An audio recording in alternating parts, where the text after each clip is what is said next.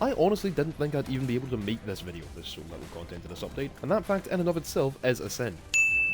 Well done Gaijin, you've successfully created the most pay-to-win premium we've ever seen. I actively refuse to cover this thing. Not only that, but you are so proud of your blatant pay-to-win business practices, you literally named the update after your new top-tier premium vehicle. That's just insulting. Hooray for the British, who finally received a supersonic jet. Pity it couldn't have been one they actually built themselves, like, oh, I don't know, the Lightning? If that was too powerful, there's always the Jaguar, which is basically a clone of the T2's performance, a jet that's already been in the game for months. You know, it would have been nice if, upon information being leaked suggesting that the Swedish tree were coming this patch, Gaijin wouldn't flat out lie to me and tell me that they weren't. That just makes me look stupid. That's my job, damn it! The AIM-9D has been given copy-paste performance from the AIM-9E. Without going into detail, they're both wrong. So wrong. The KA-50 is capable of outranging almost every anti-air vehicle and surface-to-air missile in the entire game. Literally half of this update was premium, and probably 90% of it was top tier only. Ha! Can't bitch at me about the F-4C being an Air Force Phantom and not being carrier capable, because even though this is the RAF Phantom and not the one the Fleet Air Arm used, this is a naval model of the F-4 Phantom. This patch had one single dev server. Get that. One. And even though it was full of bugs and didn't even contain half the vehicles in it because they weren't ready, Gaijin didn't think it was necessary to give us a second dev server to actually make sure said vehicles were functioning correctly by patch day. One of those bugs was that the BMP-3 starting mill had no gun sound. How the hell do you screw that up? It's basically a copy-paste gun. Also, I hope you weren't looking forward to testing out the Swedish pre-order packs on the dev server before you bought them, like you have been able to with every single other patch ever, because they weren't there. The KA-50's missiles fire from far enough away that they can kill targets that aren't even rendered. Does that say more about the helicopters being overpowered or the failings of the game's rendering? You know what, until we have clarification, we're going to call that one sin for each. The Pensacola sits here as the first rank 5 ship, while the hugely superior Mogami class still sits in rank 4. Not only that, but despite apparently raising once again the capabilities of top tier naval forces, you still haven't given us a BR ceiling above 5.7. Hooray for the French, who finally received a supersonic jet. Pity it couldn't have been one they actually built themselves, like, oh I don't know, the Mirage. If that was too powerful, there's always the Jaguar, which is basically... Have I said this already? Nice to know that precisely 1/3 of the Swedish tech tree is literally unusable. Actually, 100% of the Swedish tech tree is unusable. Gaijin finally decompressed top tier battle ratings to 10.3 because the M1A1 is clearly superior to the M1 and IP. Not only is that not nearly enough, but then they added the M1A2 at 10.3. Skill, aiming, excitement. There are now 2 9.0 tanks in Russia's rank 7. Why? The loaded machine gun on the M1A2 Abrams is blocked from firing due forward by the CITV, and yet he will still fire aimlessly up into the sky every time I press the spacebar, because that's not going to be enough. It took a full major update for the Swift F7 to finally receive its missiles. Does anyone else find it funny how Gaijin complains that BR decompression can't happen because we need variety in matches, but then they keep adding top tier premiums that invalidate the entire grind, thus removing the need to play vehicles that would give us that variety? Did anybody think about this? Why in the name of Gulag is this 4.3 fighter a rank 2? That's going to be our highest battle rating rank 2 in the game. 8.3 tech tree jet? Rank 6. 9.7 premium? Rank 5. We don't do top tier premiums. Please give us money. Hey Italians, you got your first helicopter. Join the club. The Japanese are just off crying in the corner. I think you'll fit in nicely with them. Now about China. The M1A2 was never going to be accurately modelled, as far as its armour effectiveness. It's just too heavily classified. In previous videos on the channel, I've even said that the M1A2 would be modelled with roughly this level of armour effectiveness, because that's what the best publicly available and substantiated sources would seem to point out. But if you've given us the exact armour effectiveness of the M1A1HA, and given us no new shells that the M1A2 would ever have actually fired, why did you not just give us the M1A1HA? You know how I complained in the last video that the Phantom's gun pod would spin indefinitely even if you respawn a different F4? Well, this one on the British Phantom doesn't spin at all. It should also be in line with the aircraft. Well, to be fair, so should the F4Cs. Is that worth 2 cents? Because I think that's worth 2 cents. Oh yeah, World War II still exists in this game. Can't let you forget that. The M1A2 still doesn't have combat ID panels. Gaijin finally put the helicopter landing pad over at the main airfield, which is great, but the original ones with their annoying AA guns are still there, because reasons. You know what's a great idea? Putting the same vehicles on both sides of simulator matches. That's a great idea. No, Gaijin. The Abrams CITV, or Commander's Independent Thermal Viewer, is not just a pair of binoculars with thermal imaging built in. Work a little, will you? Good luck trying to figure out whether it's an M1A1 or an M1A2 you're firing at. That difference really matters. Upgrading from an MBT with thermal vision to a higher BR one that doesn't. Because I feel like I haven't ascended this thing enough yet, here's 3 more for stomping an already struggling game mode into the dirt even more. While it's great that Gaijin did start decompressing battle ratings, why even bother moving the Challenger 2 up to the same BR as the Leopard 2A5? France's F100 lacks AIM-9Es, and yet still sits at the same battle rating as the American one. Also, Italy still lacks a supersonic jet. It's a well-known fact that the British developed hovering technology for their gun pods, but still needed to borrow the actual aircraft from America. This has to be one of the ugliest vehicles I've ever seen. Penetration not possible. I beg to differ. This tank basically sucks. It has 3 crew, no thermals, bad mobility, and only has the chemical armour that most tanks at this tier have kinetic, meaning it's effectively an AMX-40 without the speed. Japan did not get a single new vehicle this update. Why is the Tunnan the only aircraft that can fire its rockets individually in realistic mode when multiple aircraft in game had this ability IRL?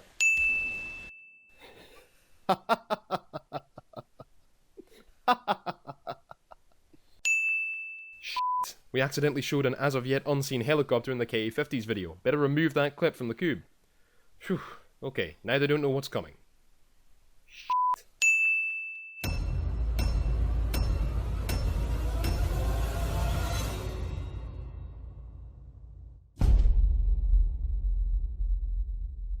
Hi guys, so I feel like I need to add this wee bit on the end of the video, even though it'll probably end up taking up most of the length of the overall video, so be forewarned.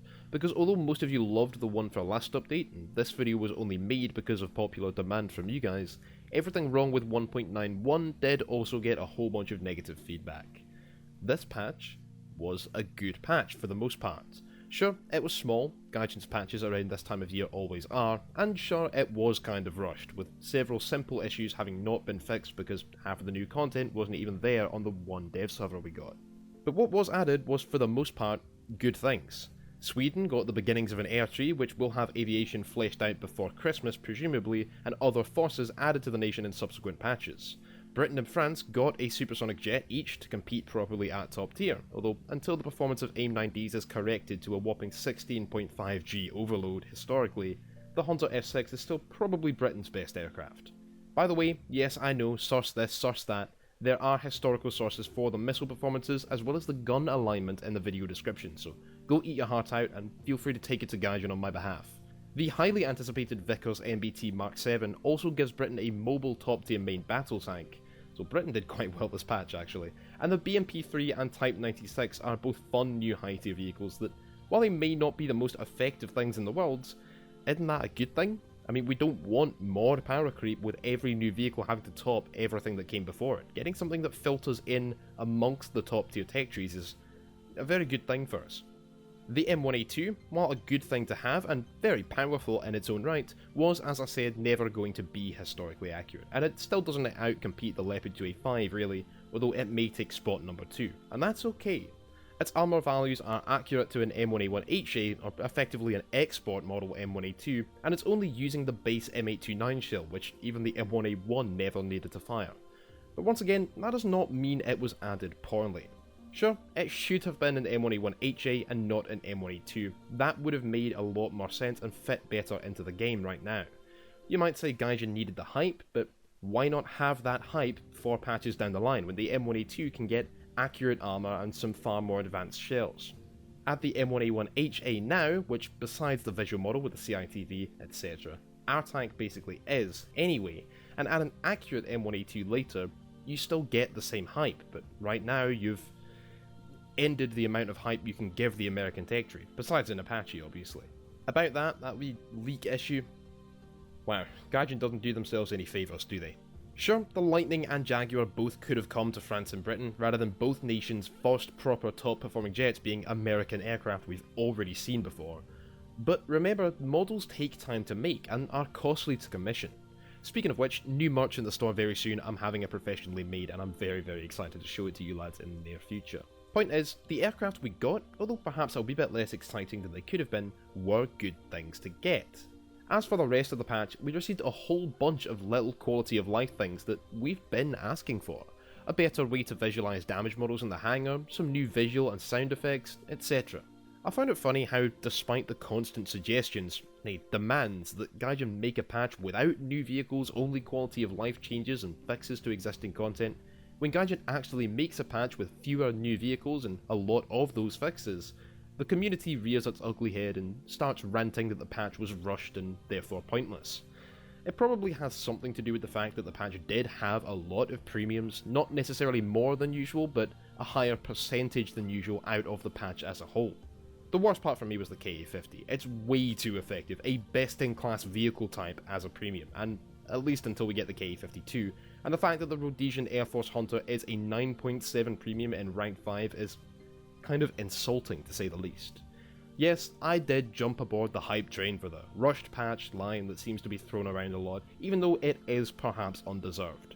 Nonetheless, I don't think any of you should allow that or this video to take away from your enjoyment of the game, because it is a very good game, and this patch was, for the most part, a relatively nice patch. Stop expecting more of just the stuff that you want, and to hell with what anyone else wants to see. Never gonna happen. We didn't get all of the fixes we want. Number one, that's also impossible because different people see different things as fixes. But that would also be way more work than could be fit into a single patch, and more work than Gaijin could handle in the month between 1.91's release and 1.93's dev server. And Gaijin does work on a schedule they have to keep to. Still, as with decompression of battle ratings, which yes I know did happen before this patch and not necessarily in it, we have made the right baby steps, and the more positive we are about that, the more likely Gaijin is to do it again, rather than the feedback being more negative than ever and resulting in just more crammed content into each update in future, with lower and lower quality and more pay to win. I was serious in this video. I will never cover the KA-50 in gameplay on this channel. I won't even ask Gaijin to give it to me for fun because I am thoroughly against its addition. I'm disgusted by it, as I was with optically guided surface-to-air missile defense systems like the Bradley ADATs or Tunguska. To this day, the only time I've actually covered them was in my 1.87 radar tutorial using the Tunguska, which is now outdated anyway. Point is, I don't think this patch was bad, and this video wasn't meant to insinuate that it was, so please don't take it as a serious trashing on Gaijin, their game, or their updates. Like the channel, the video-style parodies, this was meant for entertainment first and foremost, even at the expense of its being quote-unquote correct, hence why I sinned the ammunition count of the MiG-21 in the last video, or made jokes like, "Made in China." This was just a fun way for me to discuss and bring to light the issues I have with 1.93 Shark Attack in a way that will hopefully make you laugh and not make you angry. I know a lot of you got mad in the comments of my Sins video for 1.91 for various reasons, and that's your right, whatever your feelings are. If you saw nothing wrong with either last patch or this one, then I envy you. I'm certainly not trying to tell you that you're wrong to do so, and I apologise if that's how things came out. My opinion is that no patch is perfect, but nor were the last update or this one completely terrible either. I and other content creators, at least most of us, who complain or cast negativity towards Gaijin's decisions when it comes to balance, new additions or vehicle types, mechanics that are or aren't added, and so on and so forth, only do so because we love this game and want the best for it. For you guys most of all. Once again, there are exceptions, and I know it may seem like I'm one of them, like I'm jumping on a hate train for views at the expense of positivity. Not only is that so far from what I want to do, and I don't want it to come across as if I am actually doing that, but with the success of my real-life military videos these days, I wouldn't even need to. War Thunder isn't my most major content anymore on this channel. I mostly still make War Thunder content at all because all you original fans of the channel who got me to where I am today came just for that, and although it's not really how it works, I do feel like I owe you that content. But also, I still love the game myself. I don't love what Gaijin is doing to it patch by patch with certain things that they do that I just can't support. But needless to say, if I were not enjoying this game at all, I would not still be playing it or covering it on the channel. I love War Thunder, and I love what it could be with some work that I hope Gaijin does. And in recent months, they have done quite a few good things along with the bad, which it's upsetting to me that they go relatively unnoticed because of the terrible things that Gaijin does with each patch. Last patch was a wee bit of a shitstorm. This one, well, the KA50 is probably the worst part. Look, I want this game to be the best version of itself that it can possibly be, and like it or not, the main way to stand for that is to stand against the things that don't align with it. Whether or not you agree or disagree with what is an issue or what isn't is absolutely up to you, but it's not going to affect my videos. The issue is that quality control seems to be going down, and the game just gets a wee bit more pay to win with each patch. The boundaries are being pushed, often at the expense of relations between the developers and the players, which the recent interview with Kirill Yudensev just goes to prove the disconnect that exists here. I honestly feel kinda sorry for the man, but that doesn't mean I support his and his company's decisions for the game and its direction, because we are suffering for it. The overall care and quality of the game, consistency, and just time spent on development work seem to be lowering patch by patch, even though incremental improvements do come, and I will always praise them when they do. I hope Gaijin makes more patches that fix or improve existing content, and that next time they learn from the backlash after this patch and keep the saturation of premiums to a minimum. It is unfortunate that the majority of players' opinions about what would have undeniably been a good patch were sullied just because of some of the poor business practices on Gaijin's part, outside of the game itself. The main point of this video though was entertainment, and I thought that making an entertaining and more jokey video was of far more value to you guys than for me to rant about the negative parts of this game, even if you might agree with the opinions I'd express. In fact, much of the purpose of making those videos I've come to realise is lost simply because many of you already share those opinions. I don't need to repeat them back to you, and Gaijin so rarely listens anyway. I think there are better and more fun, less hateful ways to go about inciting positive change in the future, and that is what I want. I hope Gaijin turns around the direction this game seems to be headed in so that I and so many other players don't end up quitting a game we want to love simply because of the poor business practices of its developing company. We love War Thunder, it just seems like we're fighting a losing battle for what this game could be against a greedy and even tyrannical developer, hence negativity and harsh criticism. Nonetheless, I hope you were able to get a laugh out of this video. 90% of you who saw the one for last update did, supporting it with a like and some positive comments, which I appreciate. And I hope you were able to get some enjoyment out of this update as well. Of course, negativity is always controversial, and the haters always shout the loudest. At least I hope that I might have gotten you talking about what could come to the game to improve it, and don't get me wrong, I do want to see that. We even managed to convince Gaijin to work on adding jet-era aircraft carriers with the hype for that specific issue that came from last update's video, and a couple of times before that where I'd also gotten people interested in it. While I doubt this video will have any sort of similar effect, there were a ton of you asking for it to be made, and I hope I didn't disappoint. I'm still getting comments daily on the Sins video for 1.91, both positive and negative. For all the people complaining that I take the game too seriously, I think they're missing the irony of their own hypocrisy, because that video itself wasn't meant to be taken seriously. To the people saying that I compared the game too heavily to real life, I think that is kind of absurd, because the whole point of War Thunder has always been to give us not necessarily a realistic experience, but an authentic one. And to those of you who claimed that I deserve a copyright strike from CinemaSins, I think those people just don't understand fair use or what a parody is. I think what I'm saying is that if you hated this video and the fact that it was made, feel free to express that, but just know that I made it with the intent to entertain most of you guys, instead of ranting about what I didn't like about update 1.93, and there were many things, just as there were with 1.91, which is why I made that video. I never expected it to get so much support that this one would be requested at all, but by popular demand, here we are. Interestingly enough, I suspect that a different audience will take issue with this video as being made than did with everything wrong with 1.91, and I know that many of you will say that you enjoyed the jokes both times and, oh, don't listen to the haters. You people are golden, and I thank you in advance for that. For those of you who don't like to see negativity, I at least hope I've convinced you that at times it can be necessary, and I hope you would agree that a video like this is a much better way to go about expressing it than a series of rants about each issue. Of course, I wish neither needed to be made, but if Gaijin's going to keep making poor decisions, then somebody has to stand against it, and I'd rather be that person, even if it is controversial, than allow Gaijin to get away with bad practices and sweep the issues under the rug as some do. Honestly, that's something my channel has always been kinda known for, calling out Gaijin not being afraid of backlash towards myself, for better or worse, and even though it's not always popular, I think it's necessary enough to warrant that I keep doing it. I still haven't covered half the content of update 1.91 because that patch was very big, hence why this one was rather small by comparison. But I still do want to make those videos, and rest assured they will be coming soon, and they will be much more positive.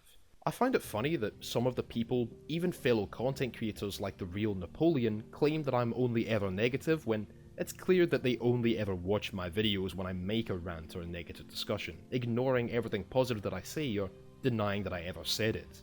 And no, I'm not starting drama. You should go check out Napoleon. He's a guy that finds genuine enjoyment all across the game, and that's always fun to watch. Link will be in the video description to his channel on Twitch, and please do not throw any negativity his way on my behalf.